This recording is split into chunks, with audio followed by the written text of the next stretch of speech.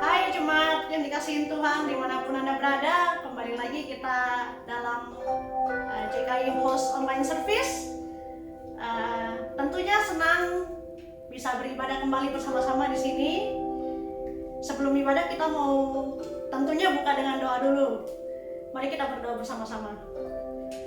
Tuhan, terima kasih Tuhan, pada hari yang indah ini Tuhan, Engkau tetap sertai kami Tuhan. Engkau terus ada bersama kami Tuhan, berjalan bersama kami Tuhan, dan kami bisa lewati hari-hari kami Bapa. Terima kasih Yesus, kami serahkan waktu kami ini Tuhan, dari awal pertengahan dan akhirnya ibadah Tuhan, semua ke dalam tangan-Mu Bapa, biarlah kehendak-Mu yang jadi Bapa. Dalam nama-Mu Yesus kami berdoa dan terus kami mengucap syukur, dan kami akan meninggikan Engkau Bapa. Amin.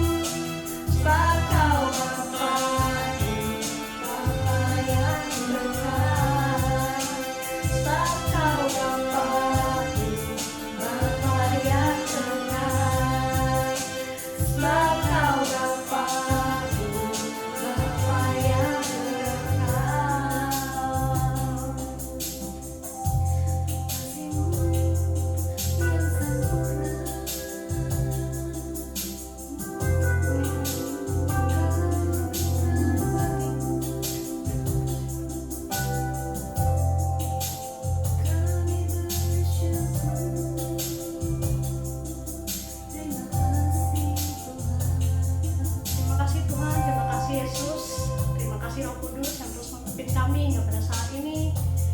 Bapak, sebentar kami memulai Tuhan dengan firman-Mu Tuhan. Kembali Bapak, buka hati dan pikiran kami Tuhan, agar kami terus Tuhan mengerti Bapak, dan semakin Bapak dibuat mengerti Tuhan akan isi hati-Mu Tuhan. Kami bisa jawab Tuhan setiap pertanyaan yang Tuhan berikan kepada kami Tuhan lewat firman-Mu Bapak. Terima kasih Yesus, kami serahkan waktu ini ke dalam tangan-Mu. Dalam nama-Mu Yesus kami berdoa dan terus mengucap syukur.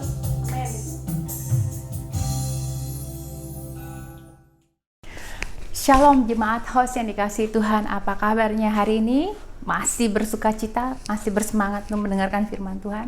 Saya harap semuanya masih semangat ya untuk mendengarkan firman Tuhan. Nah, hari ini saya mau sharing tentang firman Tuhan yang akan berseries. Jadi diikutin terus seri-serisnya, semoga menjadi berkat buat kita semua. Sebelumnya itu mari kita berdoa. Terima kasih Tuhan untuk hari ini, hamba mau mengucap syukur diberikan kesempatan untuk terus Tuhan melayani Engkau, untuk terus Tuhan sharing Tuhan tentang kebaikan-Mu, tentang perbuatan tangan-Mu, tentang keselamatan yang kami terima. Kami mengucap syukur ya Bapak, berkati anak-anak-Mu yang mendengarkan siaran ini, biar apa yang hamba sharingkan Tuhan, boleh Tuhan menjadi suatu berkat Tuhan, menjadi suatu firman yang mengubahkan hidup kami ya Bapak. In the name of Jesus, kami berdoa dan mengucap syukur. Haleluya. Amen. Nah, saya mau mengajak kita semua hari ini dalam series ini series spesial woman series. Jadi kita buka kitab Rut yuk. Semua orang tahu ya kitab Rut ini, kitab yang sangat terkenal dengan kisah seorang Rut, janda yang hidupnya susah banget, kemudian ketemu seorang suami yang melalui perjalanan yang lumayan nggak panjang-panjang amat, tapi lumayan berliku-liku. Akhirnya mereka married, dan salah satu keturunannya itu akhirnya melahirkan kemudian menjadi garis lain daripada keturunan Tuhan Yesus yang sangat luar biasa ya. Jadi si Rut ini dipakai. Nah, kitab Rut ini terjadi pada zamannya hakim-hakim, zaman yang ketika itu semuanya kacau dan orang-orang melakukan apa yang baik saja di mata mereka. Hari ini saya memulai series ini melalui hidupnya Naomi. Nah, Naomi digambarkan sebagai perempuan yang mempunyai 2 anak pria dan mempunyai suami yang ketika itu not the same time, tapi waktu yang berdekatan. Kemudian ketiga pria di dalam rumah tangga ini meninggal. Akhirnya meninggalkan 2 menantu yang bernama Rut dan Orpa. Kemudian mengapa ini menjadi suatu hal yang menarik untuk saya bahas? Karena bagaimana royalty seorang menantu kepada mertuanya, dan bagaimana sayangnya mertua kepada menantunya, yang which is dua-duanya perempuan yang saling akhirnya terikat satu sama lain. Naomi ini seorang janda. Janda sekarang mungkin lebih enak saudara ya. Janda sekarang mungkin lebih mandiri gitu ya kan. Lebih punya pengharapan dalam mencari keuangan tuh, dalam memanage keuangan lebih bisa sendiri. Karena mandiri, orang dituntut sekarang untuk menjadi mandiri. Tapi di zaman dulu, namanya seorang janda itu sebagai suatu yang udah dicap yang luar biasa, nggak menguntungkan gitu. Mereka harus dibuang, nggak dianggap, dan mereka biasanya akan jadi orang-orang yang hidup di dalam kesusahan dalam keuangan mereka, menjadi orang-orang yang miskin, menjadi orang-orang yang tidak bisa diperhatikan. Nah, kemudian Naomi ini nggak punya siapa-siapa di Moab. Waktu itu dia masih di daerah Moab ya. Kalau kita baca di kitab Rut 1, dikatakan, pada zaman para hakim memerintah ada kelaparan di tanah Israel. Lalu pergilah seseorang dari Bethlehem Yehuda beserta istrinya dan kedua anak-anaknya ke daerah Moab untuk menetap di sana sebagai orang asing. Nah, mereka pergi ke Moab dari rumah di Bethlehem yang waktu itu akhirnya lagi mengalami kesusahan, kelaparan di tanah Israel. Bethlehem dikatakan sebagai rumah roti. Tapi pada waktu itu kelaparan, mereka pergi ke tanah Moab. Moab ini secara geografis itu tanah yang hijau, yang menghasilkan, yang kotanya pada waktu itu cukup makmur dibanding Bethlehem. Maka pergilah Naomi dan keluarganya ke sana. Dan kemudian sesuatu yang nggak bisa dibayangkan, akhirnya kehilangan anak dan suami di dalam waktu yang sangat berdekatan. Ini membuat seorang Naomi mempunyai hidup yang kacau, di mana dia juga harus menanggung 2 anak menantunya, yang dua-duanya disuruh pulang ke rumahnya masing-masing, tapi Ruth tetap bersikeras untuk mengikuti Naomi. Nah, Naomi dikatakan pada waktu itu sangat sulit. Akhirnya dia pergi mau kembali ke Bethlehem. Saking sulitnya hidup Naomi tuh sampai berkata seperti ini. Jadi Naomi digambarkan sebagai seseorang yang putus asa. Di pasal 1 di ayat 20, saking putus asanya dia bilang gini. Jadi dia balik lagi ke Bethlehem berserta Ruth. Dia bilang gini, dan berjalanlah keduanya sampai mereka tiba di Bethlehem. Ketika mereka masuk ke Bethlehem, gemparlah seluruh kota itu karena mereka, dan perempuan-perempuan berkata. Jadi orang-orang yang lihat Naomi itu berkata seperti ini, Naomi kah itu gitu kan. Nah, di ayat 20, tetapi ia berkata kepada mereka, janganlah sebutkan aku Naomi, sebutkanlah aku Mara, sebab yang Maha Kuasa telah melakukan banyak yang pahit kepadaku. Di bahasa Inggris dikatakan seperti, call me Mara, for the Almighty has dealt very bitterly with me. Jadi ketika dia memasuki Bethlehem, ketika banyak orang menemui dia berkata seperti ini, jangan panggil aku lagi Naomi, tapi panggil aku Mara. Mara itu berkata soal yang Maha Kuasa telah melakukan banyak yang pahit kepadaku. Nah saudara, sebagai seorang perempuan, kita mungkin banyak yang mengalami pahitnya kehidupan, disakiti, keluarga mungkin yang sudah berumah tangga, suami, dan jeleknya perempuan tuh selalu memakai perasaan. Jadi dikit-dikit perasaan. Jadi apa-apa dibawanya ke perasaan. Nah, Naomi saya rasa juga sama, dia wanita, kita wanita. Naomi ketika banyak mengalami hal yang pahit di dalam rumah tangganya, di dalam kehidupannya yang berturut-turut, akhirnya dia mengalami sebuah kepahitan. Kenapa sampai harus berkata, jangan panggil aku Naomi, panggil aku Mara? Karena akar kepahitan sudah masuk ke dalam hidupnya. Dan lebih parah lagi, dia itu kepahitan dengan Tuhan. Karena dia bilang, jangan panggil aku Naomi, panggil aku Mara, karena yang Maha Kuasa telah memberikan yang pahit di dalam hidup aku. Nah, sebagai perempuan, saudara, kepahitan sangat mudah masuk ke dalam kehidupan kita. Dan jangan sampai kepahitan menguasai hidup kita yang akhirnya memunculkan sebuah kepahitan yang parah, yaitu kepahitan kepada Tuhan kita, kepada pencipta kita. Kita harus berhati-hati di dalam ini. Kita belajar dari Naomi. Tapi Naomi itu ketika dia melangkah masuk Bethlehem, ya kan, dulu kan peraturannya kalau ada yang meninggal gitu ya kan, maka yang harus memelihara itulah ada sanak saudara yang terdekat, termasuk menikahi istri yang meninggal tersebut. Nah, apa yang kita pelajari hari ini dari seorang Naomi? Naomi sempat menjadi pahit kepada Tuhan. Mari kita melihat bahwa satu kepahitan, kita membahas Naomi ya, Naomi namanya aja waktu dia minta ganti Mara namanya aja udah pahit. Ya kan? Satu, kepahitan membuat kita lupa akan adanya pertolongan Tuhan. Sehingga kita tidak bisa melihat istilahnya sinar cahaya yang ngintip di balik awan. Ya kan? Sebenarnya saudara, kalau Naomi nggak pahit, harusnya dia masih mengingat apa yang Tuhan kerjakan di dalam hidupnya dia. Dan terlebih lagi kalau dia nggak pahit, dia pasti mengingat banyak hal. Siapa yang akan menikahi Ruth, siapa yang akan menikahi Orpa gitu. Tapi ketika dia pahit, dia melupakan pertolongan Tuhan. Dia benar-benar akhirnya keluar kata, jangan panggil aku Naomi, panggil aku Mara. Nah, jadi ketika dia berkata di dalam ayat 11 dia berkata gini, dia tidak memiliki putra untuk menikahi Ruth dan Orpa. Ketika itu anak-anaknya menantu-menantunya mau ikut dia ya, tapi dia bilang, pulanglah anak-anakku, mengapa kamu turut dengan aku? Bukankah tidak akan ada lagi anak laki-laki yang kulahirkan untuk dijadikan suamimu nanti? Pulanglah anak-anakku, pergilah, sebab sudah terlalu tua aku untuk bersuami.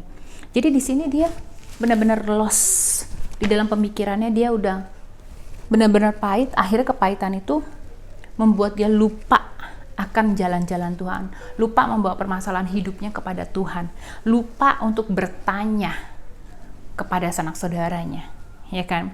Sehingga begitu pahitnya, sehingga dia benar-benar bersikeras untuk balik dan ya benar-benar berkata, udah hidup gue udah terlalu pahit gitu untuk ditolong. Nah, kalau kita ngomongin kepahitan, saudara, kepahitan ini dapat merusak hidup kita kalau kita nggak benar-benar membereskan kepahitan ini dan membawanya kepada Tuhan. Kepahitan itu apa sih? Kepahitan itu dikatakan sebagai kanker spiritual. Kanker spiritual. Lucu ya namanya ya, tapi ini berbahaya. Kanker yang nggak kelihatan, tapi benar-benar ada yang menyerang kehidupan spiritual kita, yang bisa merusak kehidupan rohani kita. Nah, kalau kita benar-benar tidak membereskan ini di hadapan Tuhan, ujung-ujungnya hidup kita akan dibawa kepada kepahitan kepada Tuhan kita. Perempuan banyak mengalami hal-hal yang tidak enak. Misalnya dengan anak, apalagi anaknya makin hari makin besar. Misalnya dengan suami, apalagi suaminya yang gak takut akan Tuhan. Semua kan dipendam sendiri, saudara. Wanita tuh semua dipendam sendiri. Namanya penolong.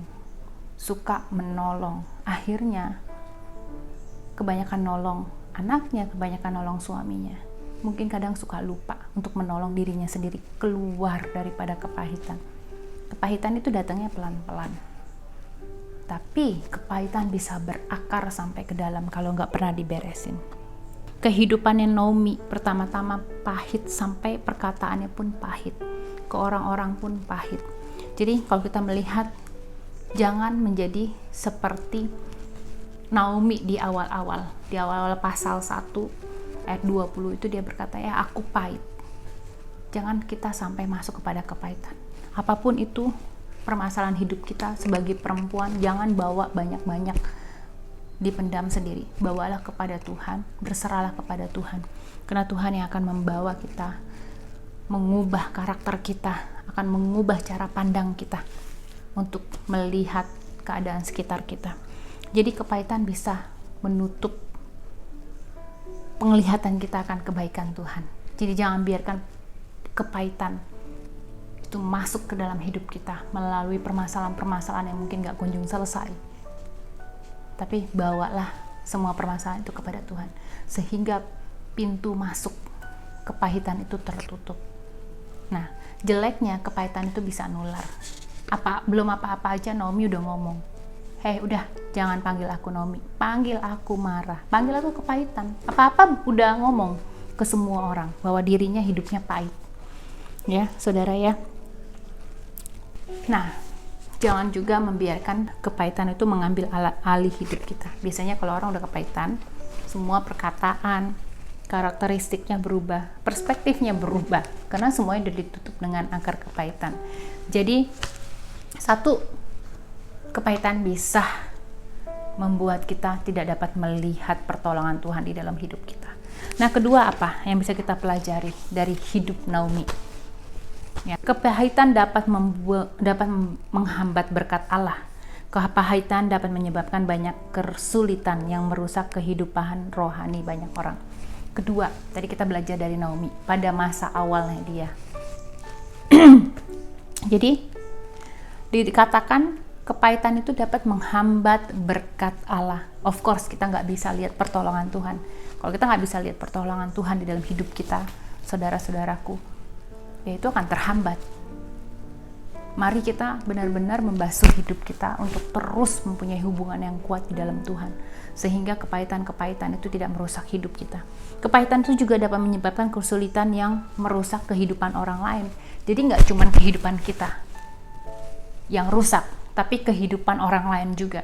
Ibrani 12 ayat 15 berkata seperti ini, berjaga-jagalah supaya jangan seorang pun di antara kalian yang berhenti berpegang pada kebaikan hati Allah.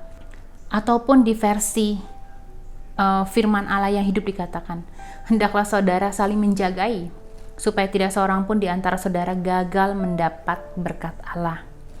Janganlah ada kepahitan yang berakar di antara kita semua, saudara-saudara, karena itu dapat menyebabkan berkat terhalang dan juga dapat merusak kerohanian orang-orang di sekitar kita.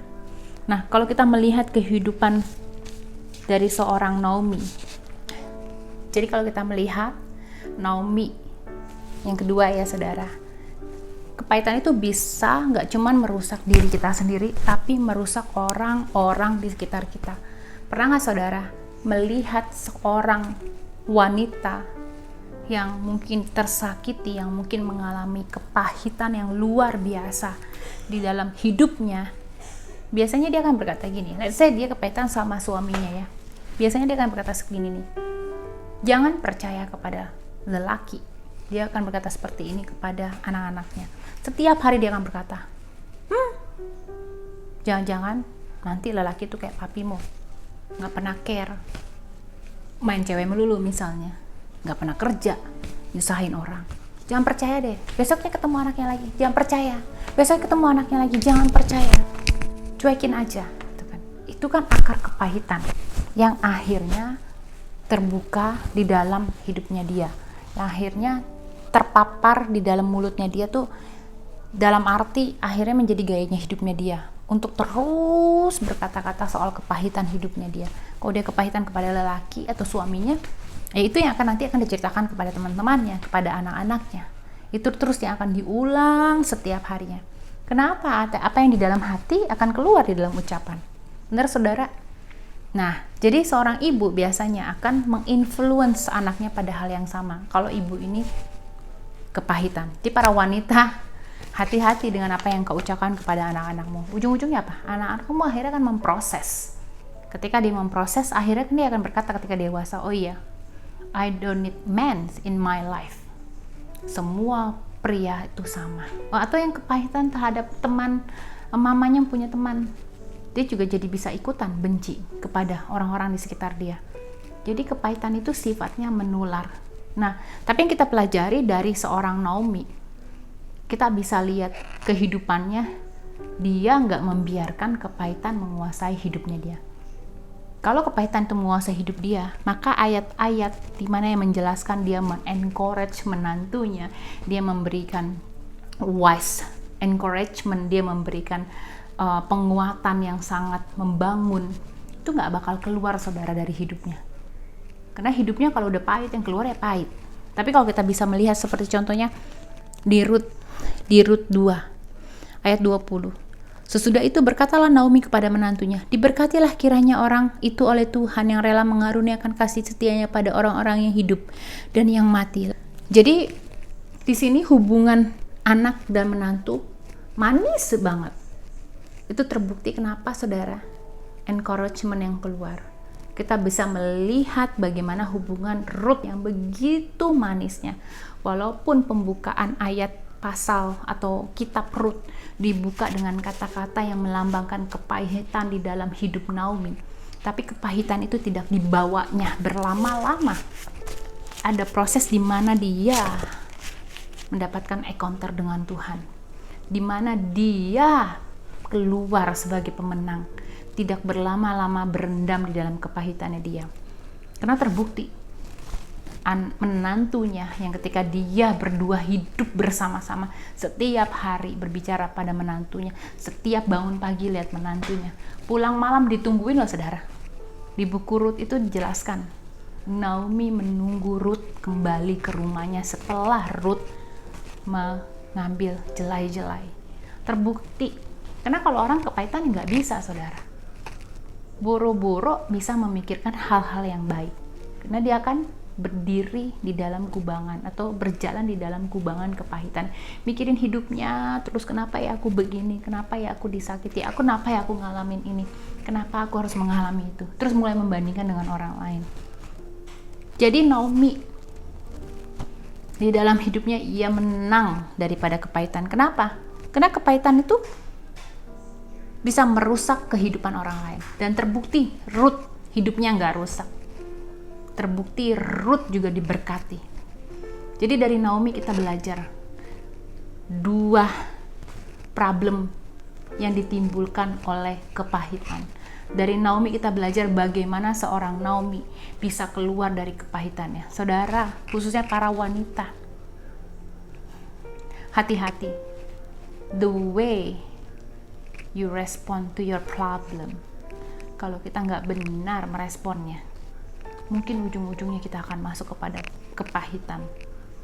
Dan yang paling membahayakan adalah ketika kita kepahitan kepada Tuhan kita. Tuhan kita nggak salah. Bahkan lewat banyak pengalaman-pengalaman hidupnya mungkin gak enak di dalam hidup kita, Tuhan punya rencana. Setidaknya engkau kuat di dalam imanmu.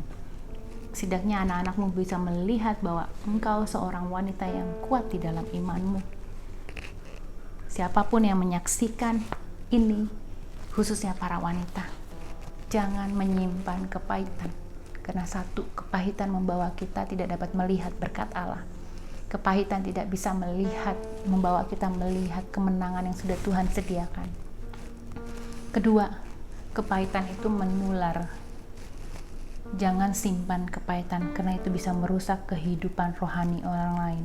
Yang seperti Ibrani 12 ayat 15 dikatakan, berjaga-jagalah supaya tidak seorang pun gagal mencapai berkat Allah. Jadi jangan biarkan kepahitan itu berakar dalam hidup kita, khususnya para wanita yang segala sesuatunya di-compare atau diukur dengan perasaan. Mari sama-sama saudara, kita mulai mengkoreksi hidup kita, mulai mengkoreksi hati kita. Apakah kita menjadi seseorang yang pahit akan proses Tuhan? Apakah kita menjadi seseorang, khususnya para wanita, karena terus-terusan mungkin harus menjadi penolong yang kuat di dalam keluarga, yang akhirnya banyak problem-problem ataupun banyak hal-hal yang membuat kita bergeser menjadi seseorang yang bersuka cita karena Tuhan, bersuka cita di dalam Tuhan, yang punya damai sejahtera, akhirnya bergeser menjadi orang yang kepahitan di dalam Tuhan. Kalau itu saudara, mari kita berdoa untuk meminta Tuhan membuang segala akar kepahitan kita yang ditimbulkan karena permasalahan-permasalahan hidup yang gak pernah kunjung selesai. Percayalah saudara, Tuhan itu tak pernah jauh dalam hidup kita. Mazmur berkata, sampai ke dalam jurang yang paling dalam pun Tuhan ada di sana.